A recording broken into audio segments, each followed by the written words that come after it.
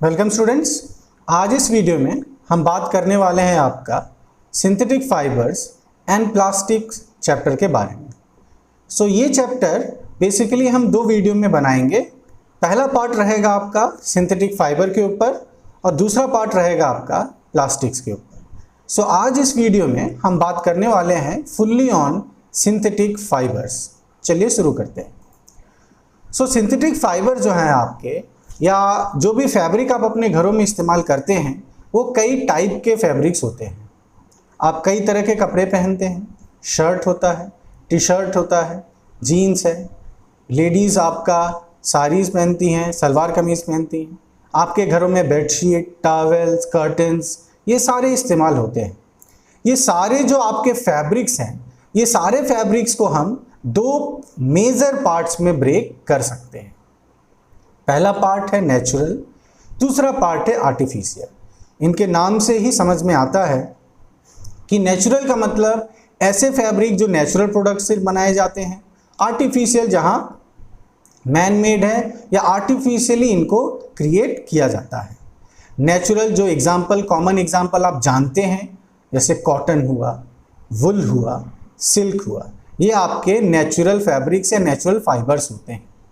Similarly जो artificial हैं वो है नायलॉन, रेयॉन, एक्रिलिक, पॉलिएस्टर।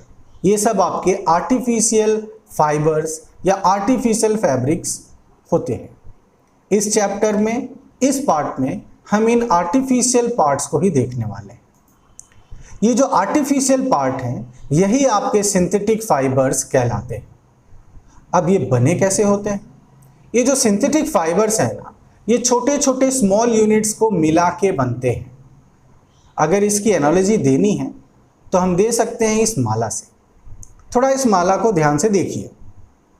यहाँ पर छोटे छोटे बहुत सारे यूनिट्स हैं, इनके जोड़ने से ये पूरा माला या नेकलेस बन जाता है। कुछ कुछ ऐसा ही होता है सिंथेटिक फाइबर में। छोटे छोटे बहुत सारे यूनिट्स हैं और वो मिलके एक लार्ज सिंगल यूनिट बनाते हैं जिसको हम पॉलीमर कहते हैं। पॉलीमर, पॉलीमर एक ग्रीक वर्ड है। इसको हम दो पार्ट्स में ब्रेक कर सकते हैं। पहला पार्ट पॉली, जिसका मतलब है मेनी, बहुत सारा, मर दूसरा पार्ट, इसका मीनिंग यूनिट्स। बहुत सारे छोटे छोटे यूनिट्स मिलके बन गया पॉलीमर। अगर मैं एक एग्जांपल लूं तो एग्जांपल हम सेल्यूलोज का ले सकते हैं। सेल्यूलोज भी एक पॉलीमर है।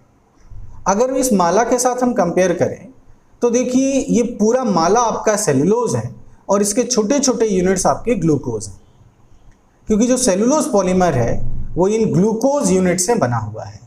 तो ये छोटे छोटे जो आपको अलग अलग कलर्स के ये जो आपको माला में बीड्स दिख रहे हैं, ये आपका ग्लूकोज मान लीजिए। तो पूरा माला बन के तैयार हो गया और क्या बन गया? सेल्यूलोज। तो ऐसे ही छोटे छोटे यूनिट्स को मिलके आपका एक पॉलीमर बनता है। अब हम कुछ एग्जाम्पल्स देखते हैं जिनको हम डिटेल में स्टडी करेंगे। पहला एग्जाम्पल जो आपका है आर्टिफिशियल फाइबर में वो है रेयॉन का। देखिए, शुरुआत में जो साइंटिस्ट थे उन्होंने सोचा कि भाई ये जो सिल्क है ये बहुत ही अच्छा फैब्रिक है, इसका टेक्सचर बहुत अच्छा, टेक्सचर मतलब जो हाथों से आप टच करके फील करते हैं ये बहुत अच्छा है, इसकी बहुत अच्छी प्रॉपर्टीज़ हैं। पर एक ही प्रॉब्लम उन्हें नज़र आया कि ये काफ़ी महंगा है, क्योंकि जिस तरीके से इसको बनाया जाता है उस प्रोसेस के कारण ये काफ़ी महंगा हो जाता है। तो उन्होंने सोचा कि क्यों ना एक ऐसा फाइबर या फैब्रिक हम बनाएं जो हो तो सिल्क जैसा, प्रॉपर्टीज़ हो सिल्क जैसा, पर सस्ता हो। तो उसी का जो रिजल्ट है वो है रेयॉन। रेयॉन एक तरह का आर्टिफिशियल फाइबर है जिसकी प्रॉपर्टीज़ सिल्क से मिलती है, इसीलिए इसको आर्टिफिशियल सिल्क भी कहते हैं।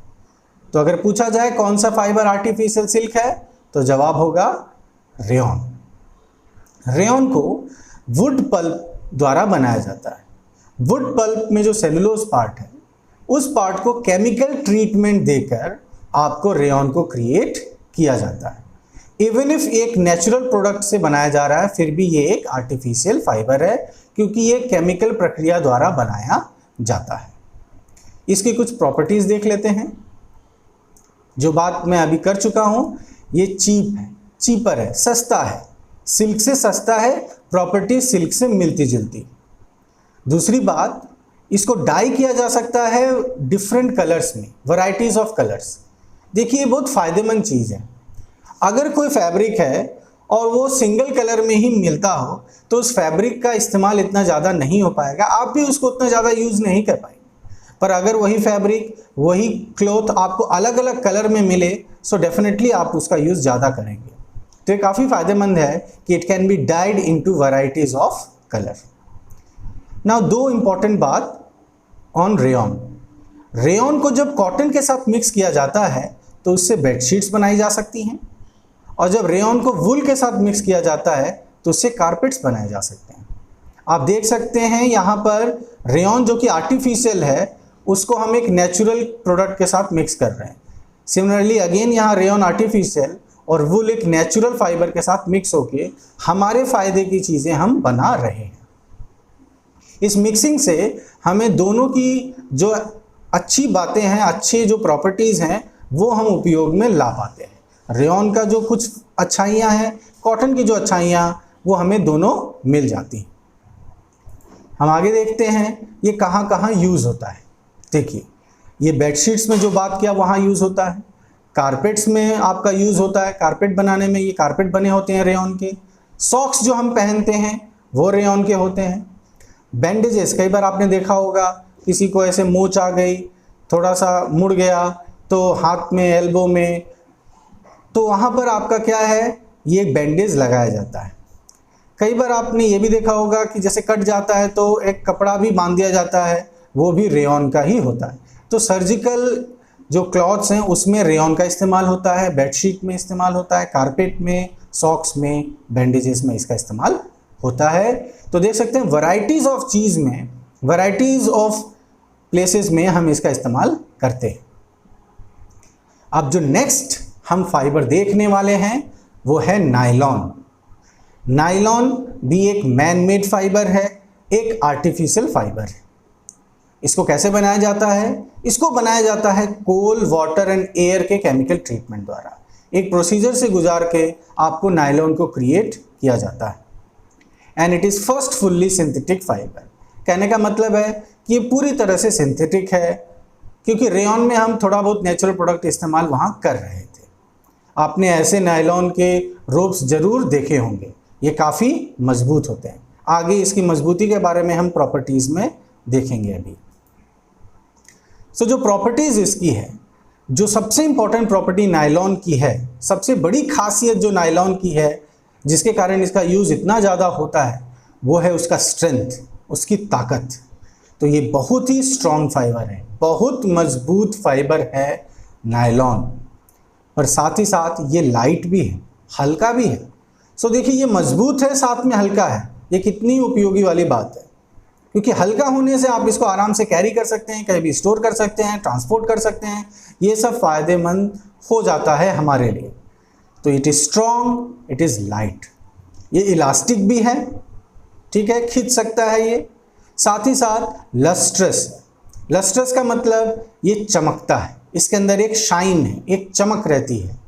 सो देखने में अट्रैक्टिव फील होता है। साथ ही साथ ईजी टू वॉश, ठीक है, इसको धोना काफ़ी आराम है, आसानी से इसको धोया जा सकता है, कोई डिफ़िकल्टी नहीं होती। तो ये सारे प्रॉपर्टीज़ हैं आपके नायलॉन की, इसकी ताकत, उसका हल्का होना, उसका इलास्टिक होना, शाइन करना एंड ईजी टू वॉश। देखिए अभी मैंने बात किया कि ये इसकी इतनी सारी खूबियां हैं, इन्हीं खूबियों के कारण ये कई जगह पर इस्तेमाल किया जा सकता है। सॉक्स में नायलॉन के सॉक्स, टूथब्रश बनाने में, कर्टन्स बनाने में, कार सीट बेल्ट्स बनाने में। अभी अपने रेयॉन के भी सॉक्स देखिए, नायलॉन के भी देखिए, दोनों का देखने में, लुक में कितना डिफरेंट है, डिफरेंस दोनों में है। और देखिए अभी मैंने ये भी बात की कि ये बहुत ताकतवर है, बहुत स्ट्रेंथ इसकी ज़्यादा है, इसीलिए ये कार सीट बेल्ट्स बनाने में इस्तेमाल होता है। देखिए कार सीट बेल्ट्स हमारे सेफ्टी से डायरेक्टली जुड़ा हुआ है। आप जब कार में बैठते हैं या किसी गाड़ी में बैठते हैं तो सीट बेल्ट लगाते हैं। सीट बेल्ट लगाने से हम सेफ़ रहते हैं। अगर वो झटका खाता है, मान लीजिए कोई एक्सीडेंट हो जाए बैड लक से, तो वो आपको बचाता है। तो वैसे स्थिति में आप नहीं चाहते कि ऐसा फाइबर या फैब्रिक हो जो काफ़ी आपका हल्का हो, जो जल्दी से टूट जाए। आप चाहेंगे मजबूत हो, इसीलिए नायलॉन के कार सीट बेल्ट्स होते हैं जो काफ़ी मजबूत होते हैं और इसको लगाने से हमें काफ़ी फ़ायदा होता है। अगर एक्सीडेंट होता भी है तो हम आगे जाके शीशे से या सीट से हम नहीं टकराते, ये हमें सीट के साथ पकड़े रहता है। So even if severe cases होते हैं वहाँ भी हम मतलब हमारा जान नहीं जाएगा, मे बी हम हर्ट हो जाएं, चोट लग जाए, पर डेथ कॉज ना बचा, ये हमें बचाता है। आगे हम देखते हैं, जैसा कि मैंने बताया ये बहुत ही ज़्यादा स्ट्रॉन्ग है। जो ये बात यहाँ कही गई है कि nylon thread is stronger than steel wire. देखिए, अगर आपके पास सेम डायमेंशन का स्टील वायर और नायलॉन हो, सेम लंबाई सेम थिकनेस, तो आप पाएंगे कि नायलॉन वाले की स्ट्रेंथ ज़्यादा है, वो ज़्यादा स्ट्रॉन्गर होगा। तो इसी से आप समझ सकते हैं कि ये कितना ज़्यादा स्ट्रॉन्ग है। इसी स्ट्रेंथ के कारण दो यहाँ ऐसे काम हैं जिसमें ये इस्तेमाल होता है। पहला है पैराशूट रोप्स। देखिए अगेन, पैराशूट के जो रोप्स हैं ये हमारी सेफ्टी से जुड़े हुए हैं। आप नहीं चाहते कि आप ऐसे रोप्स हो जब कोई मान लीजिए कोई मिलिट्री पर्पस या किसी गेम पर्पस से कोई एयरक्राफ्ट से जंप करता है यूजिंग पैराशूट खुलता है और ये रोप टूट जाए, तो डायरेक्टली हमारे लिए वो सेफ्टी हैजार्ड हो जाएगा, खतरनाक हो जाएगा हमारे लिए। तो ये रोप हम चाहेंगे कि बहुत ही ज़्यादा मजबूत रहें, टूटे नहीं, इसलिए हम इसको नायलॉन इस्तेमाल करते हैं। साथ ही साथ रॉक क्लाइंबिंग के रोप्स में भी ये इस्तेमाल होता है। आपने ऐसे इक्विपमेंट्स देखे होंगे। कई बार जो रॉक क्लाइंबिंग करते हैं वो लोग ऐसा हुक को ऐसे फंसा के फिर उसके साथ आपका ये रोप के साथ ऐसे अपने पेट में, वेस्ट में बांध के रखते हैं। सो अगर वो फिसल भी जाएं तभी भी क्या होगा, ये रोप आपका उनको बचाए रखेगा और ये काफ़ी मजबूत होता है। तो ये अगेन हमारे सेफ्टी के लिए काफ़ी अच्छा है। तो आप पूरा ओवरऑल व्यू आप देख सकते हैं कि नायलॉन की उपयोगिता उसके स्ट्रेंथ से कितनी ज़्यादा जुड़ी हुई है। चलिए अब एक दूसरा हम सिंथेटिक फाइबर देखते हैं। जो नेक्स्ट हम देखने वाले हैं वो है पॉलिएस्टर। देखिए इसका नाम है पॉलिएस्टर। पॉली का मतलब मैंने बताया था मेनी, बहुत ज़्यादा। एस्टर एक केमिकल कंपाउंड है, तो बहुत ज़्यादा एस्टर से बनकर या बहुत ज़्यादा इस पार्ट से बनकर पॉलिएस्टर बनता है। ठीक है, इसकी जो खासियत है, it does not gate wrinkled, ये सिकुड़ता नहीं, रिंकल नहीं होता। आपने कई बार कॉटन के कपड़े पहने होंगे और देखा होगा कि भाई एक यूज़ में ही वो सिकुड़ जाता है, मुड़ जाता है। फिर से उसको अच्छे से प्रेस कीजिए, है ना, धोइए, प्रेस कीजिए। आप पॉलिएस्टर में देखेंगे कि रिंकल इतना जल्दी नहीं होता, क्रिप्स रहता है और इसको वॉश करना काफ़ी आसान है। इन्हीं सब प्रॉपर्टी के कारण ये शर्ट्स में और अदर ड्रेसेस में इस्तेमाल किया जाता है। टेरिलीन एक तरह का पॉलिएस्टर है। सो टेरिलीन एक पॉपुलर काइंड ऑफ पॉलिएस्टर है। इसकी जो प्रॉपर्टीज़ हैं कि ये बहुत ही स्ट्रॉन्ग फाइबर हैं और भीगने पर भी इसकी ताकत कम नहीं होती। कई बार आपने देखा होगा कुछ फाइबर रोप्स होते हैं, भीग जाते हैं फिर कमज़ोर हो जाते हैं, उनको खींचो तो टूट जाते हैं। पर टेरिलीन काफ़ी स्ट्रॉन्ग फाइबर है और it suffers little lost of strength when wet. मतलब जब ये भीग जाए तभी भी इसकी ताकत कम नहीं होती, ये स्ट्रेंथ बनाए रखता है। इसका इलास्टिक नेचर है। इन्हीं सब खूबियों के कारण ये टेक्सटाइल इंडस्ट्री या क्लॉथ इंडस्ट्रीज़ में ये saris and other dress material बनाने में इस्तेमाल किया जाता है। यहाँ आप टेरिलीन का टेक्सचर या उसका आप प्रॉपर्टीज़ भी देख सकते हैं।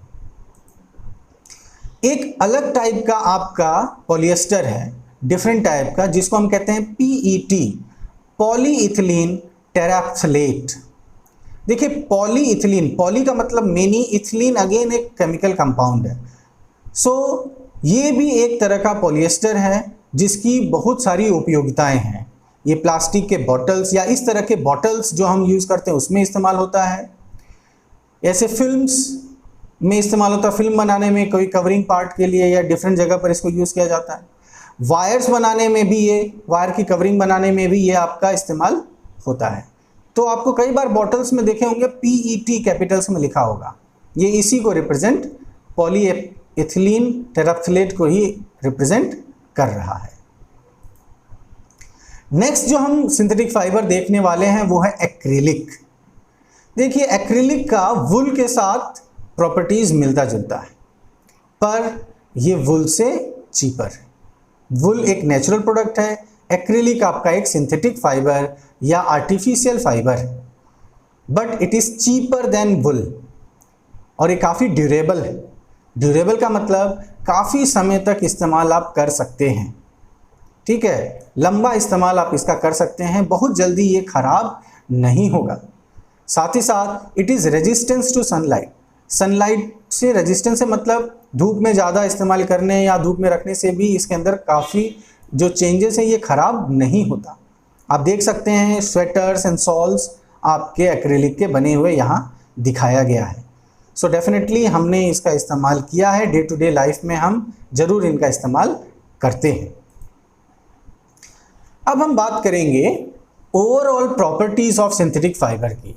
तो हमने अभी आपका रेयॉन, नायलॉन, पॉलिएस्टर, पॉलिएस्टर में टेरिलीन, पीईटी और एक्रिलिक को देखा, जो वहाँ पर बहुत सारी प्रॉपर्टीज़ डिफरेंट हमने देखी, पर कुछ कॉमन हम कह सकते हैं कि ये सारी प्रॉपर्टीज़ हमें सिंथेटिक फाइबर में मिलती हैं।